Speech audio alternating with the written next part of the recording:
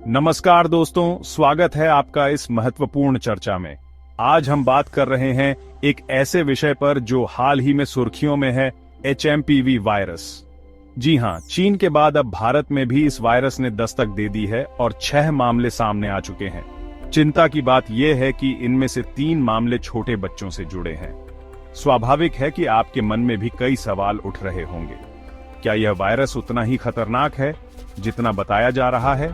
इसके लक्षण क्या हैं और सबसे महत्वपूर्ण, क्या भारत इससे निपटने के लिए तैयार है?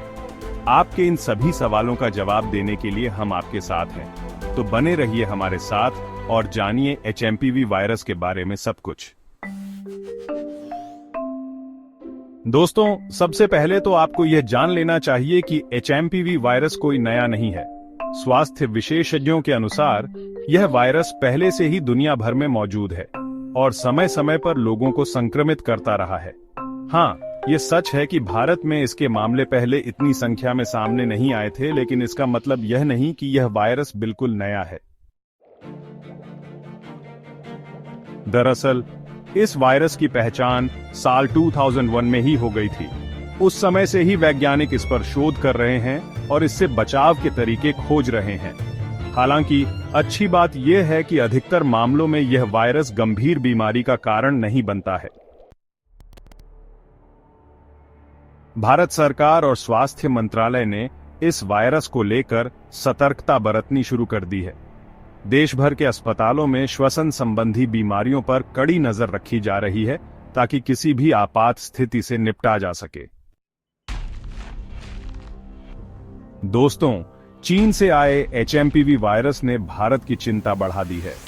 हाल ही में चीन में इस वायरस के कारण कई लोगों को अस्पताल में भर्ती कराया गया था, जिसके बाद से ही भारत में भी सतर्कता बरती जा रही थी। और अब आखिरकार सोमवार को ह्यूमन मेटान्यूमो वायरस ने भारत में भी दस्तक दे दी। सबसे पहले इसके 2 मामले कर्नाटक के बेंगलुरु से सामने आए। इसके बाद गुजरात और फिर तमिलनाडु में भी इसके मामले देखने को मिले। देखते ही देखते एक दिन में ही इस वायरस के 6 मामले सामने आने से हड़कंप मच गया है। हालांकि राहत की बात यह है कि अभी तक भारत में इस वायरस से किसी की मौत होने की खबर नहीं है। सबसे पहले सुबह में 2 मामले कर्नाटक के बेंगलुरु से सामने आए थे। इसके बाद गुजरात में भी एक संदिग्ध मामला सामने आया, जिसकी जांच अभी चल रही है। इसके बाद तमिलनाडु से भी इस वायरस के 2 मामले सामने आए। चिंता की बात यह है कि भारत में इस वायरस से संक्रमित होने वाले सभी लोग बच्चे हैं।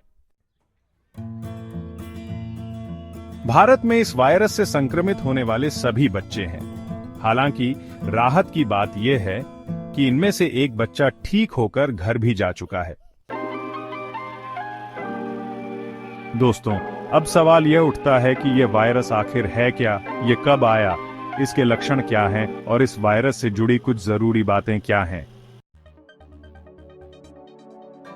तो दोस्तों, जैसा कि आपने देखा, यह वायरस कोई नया नहीं है, लेकिन फिर भी हमें सतर्क रहने की आवश्यकता है। खास तौर पर छोटे बच्चों का ध्यान रखें, क्योंकि वे इस वायरस से सबसे ज्यादा प्रभावित हो रहे हैं। हाथों को साफ रखें, सामाजिक दूरी बनाए रखें और जरूरत पड़ने पर मास्क का इस्तेमाल करें। याद रखिए, घबराने की जरूरत नहीं है। समय पर इलाज मिलने पर इस वायरस से आसानी से निपटा जा सकता है।